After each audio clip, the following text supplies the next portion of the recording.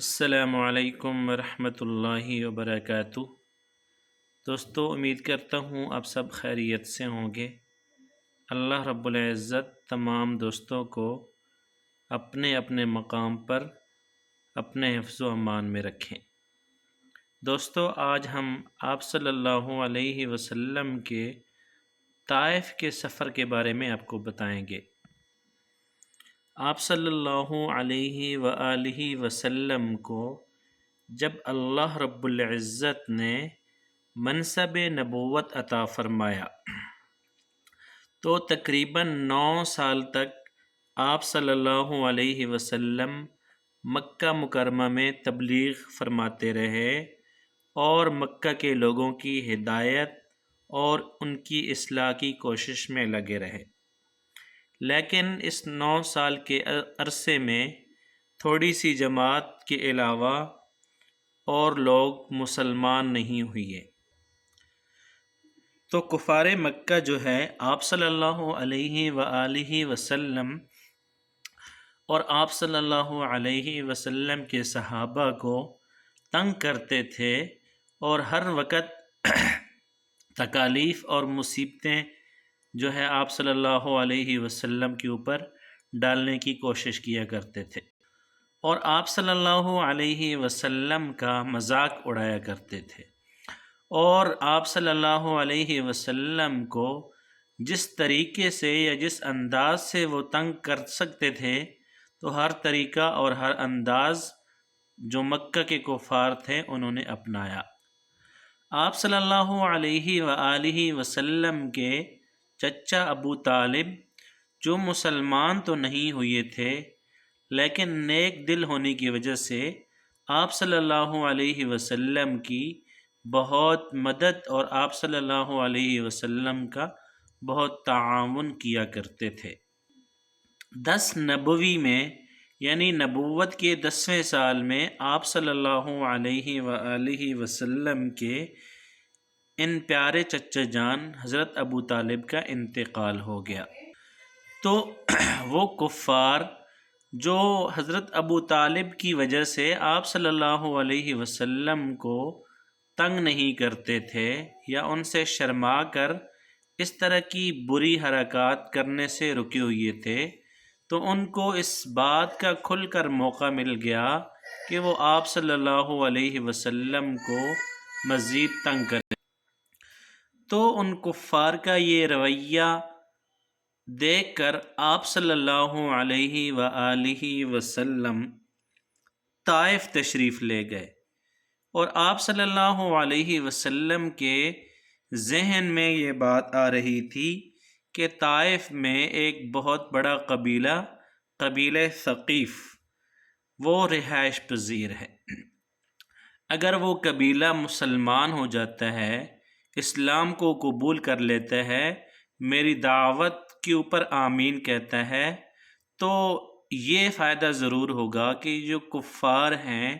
یہ صحابہ کو، یہ مسلمانوں کو تنگ کرنا چھوڑ دیں گے اور مسلمانوں کو ان کفار کی تکالیف اور مصیبتوں سے چھٹکارا مل جائے گا، اور یوں ساتھ ساتھ دین کے پھیلنے کی بنیاد بھی پڑ جائے گی اور تبلیغ کا کام جو ہے وہ مزید آسان ہو جائے گا۔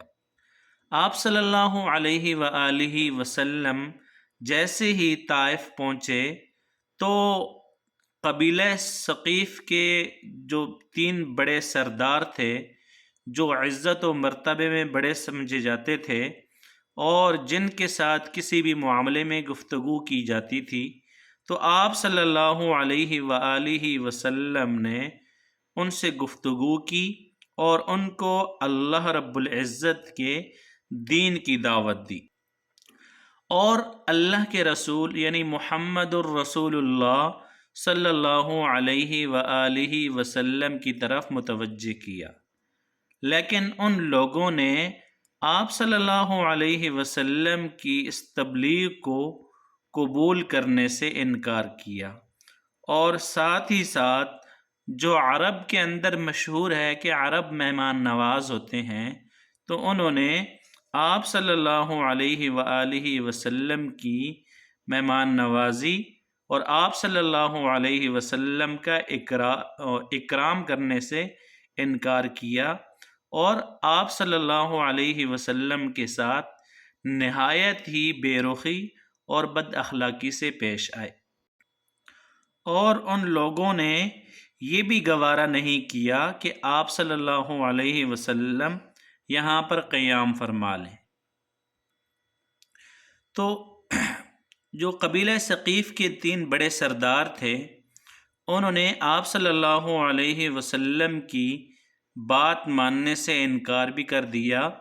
اور آپ صلی اللہ علیہ وآلہ وسلم کے ساتھ بڑی بد تہذیبی اور غیر مہذبانہ گفتگو کی۔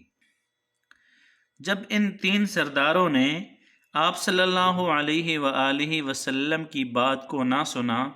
اور آپ صلی اللہ علیہ وآلہ وسلم کی تبلیغ سے انکار کیا، تو آپ صلی اللہ علیہ وآلہ وسلم نے باقی لوگوں سے بات کرنے کا ارادہ کیا، لیکن کسی نے بھی آپ صلی اللہ علیہ وآلہ وسلم کی بات کو نہیں مانا، اور آپ صلی اللہ علیہ وسلم کو کہا کہ آپ ہمارے شہر سے، ہمارے علاقے سے فوراً واپس چلے جائیں۔ آپ صلی اللہ علیہ وآلہ وسلم نے اپنی طرف سے تمام کوششیں کیں، لیکن وہ لوگ آپ صلی اللہ علیہ وسلم کی بات سننے کو اور ماننے کو تیار نہ ہوئے۔ جب آپ صلی اللہ علیہ وآلہ وسلم ان سے مایوس ہو کر لوٹنے لگے، تو ان لوگوں نے شہر کے لڑکوں کو آپ صلی اللہ علیہ وآلہ وسلم کے پیچھے لگا دیا، اور انہوں نے آپ صلی اللہ علیہ وسلم کا مذاق اڑایا، تالیاں بجانا شروع کیں، اور آپ صلی اللہ علیہ وآلہ وسلم کو پتھروں سے مارنا شروع کیا، یہاں تک کہ آپ صلی اللہ علیہ وآلہ وسلم کے دونوں جوتے خون سے رنگین ہو گئے۔ تو آپ صلی اللہ علیہ وسلم اسی حالت میں واپس پلٹے، اور جب اطمینان ہوا کہ اب وہ اوباش لڑکے پیچھے نہیں ہیں، اب کوئی پیچھے آنے والا نہیں ہے، تو آپ صلی اللہ علیہ وآلہ وسلم نے وہاں بیٹھ کر ایک دعا مانگی۔ آپ صلی اللہ علیہ وسلم نے فرمایا، اے اللہ، میں آپ ہی سے شکایت کرتا ہوں، میں اپنی کمزوری، اپنی بے کسی اور لوگوں میں ذلت اور رسوائی کی، اور اے ارحم الراحمین، آپ ہی کمزوروں کے رب ہیں اور آپ ہی میرے پروردگار ہیں۔ آپ مجھے کس کے حوالے کرتے ہیں؟ کسی اجنبی اور بیگانہ لوگوں کے حوالے کرتے ہیں جو مجھے دیکھ کر غصے ہوتے ہیں اور منہ چڑھاتے ہیں، یا آپ مجھے دشمنوں کے قابو میں دیتے ہیں۔ آپ صلی اللہ علیہ وآلہ وسلم نے فرمایا، اے اللہ، اگر تو مجھ سے ناراض نہیں ہے تو مجھے کسی کی پرواہ نہیں ہے، مجھے صرف اے اللہ آپ کی حفاظت کافی ہے، اور میں آپ کے چہرے کے طفیل، جس سے تمام اندھیریاں جو ہے وہ روشن ہو جاتی ہیں، اور جس سے دنیا اور آخرت کے سارے کام درست ہو جاتے ہیں، اس بات سے پناہ مانگتا ہوں کہ مجھ پر آپ کا غصہ ہو یا آپ مجھ سے ناراض ہوں، اور اپنی ناراضگی کو اس وقت تک مجھ سے دور رکھنا جب تک آپ مجھ سے راضی نہ ہوں، اور تیرے سوا کوئی طاقت والا نہیں ہے۔ آپ صلی اللہ علیہ وآلہ وسلم نے یہ دعا مانگی، تو اللہ رب العزت نے آپ صلی اللہ علیہ وآلہ وسلم کی اس دعا کو سنا، اور اللہ رب العزت کی ذات قہاری کو جوش آیا، تو حضرت جبرائیل امین آپ صلی اللہ علیہ وآلہ وسلم کے پاس تشریف لائے اور عرض کیا کہ اے اللہ کے رسول،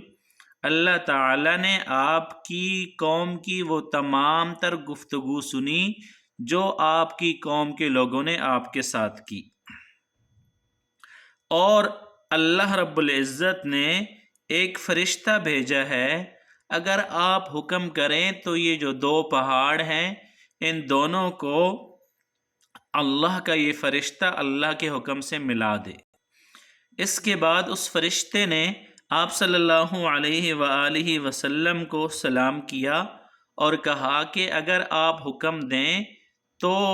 جو عرض ہے، جو حکم ہے، میں اس کو پورا کر دوں، اور اس دونوں پہاڑوں کو ملائے جانے کی وجہ سے ان کے درمیان جو رہنے والے لوگ ہیں ان کے سر کچل دیے جائیں گے۔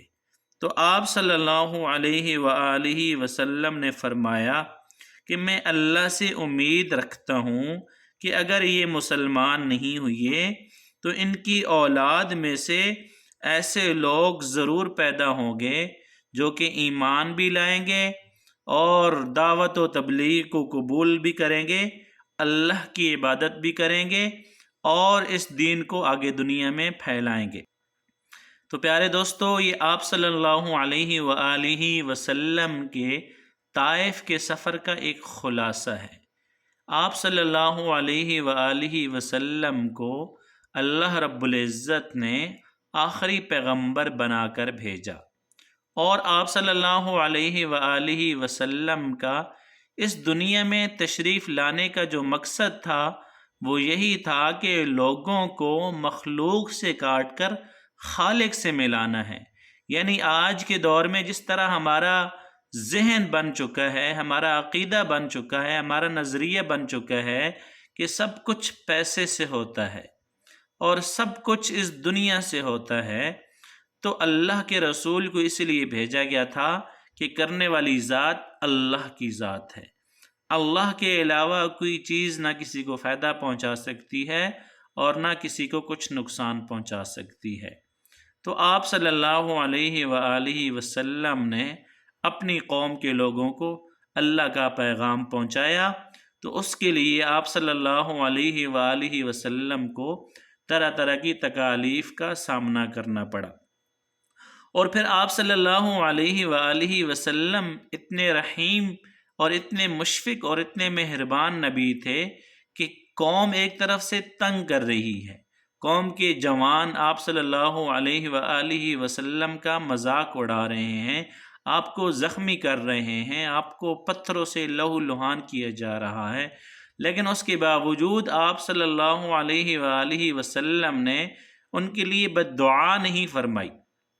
بلکہ دعا دی کہ انشاءاللہ اگر یہ لوگ ایمان نہیں لاتے تو ان کی اولاد میں سے ایسے لوگ ضرور پیدا ہوں گے جو کہ اللہ پر ایمان بھی لائیں گے، اللہ کی بندگی بھی کریں گے، اللہ کی عبادت بھی کریں گے اور اللہ کو راضی بھی کریں گے۔ پیارے دوستو، آپ کو اگر ویڈیو اچھی لگے تو اس کو لائک اور شیئر ضرور کریں، اور کمنٹس میں اپنی رائے بھی ضرور دیں تاکہ ہم اپنے لحاظ سے جو اپنی اصلاح کر سکیں اس میں مزید کوشش کی جائے۔ تو ہمارے پیج کو لائک کریں، فالو کریں، اور ہمارا یوٹیوب چینل ہے اس کو سبسکرائب بھی ضرور کریں اور بیل آئیکن کو ضرور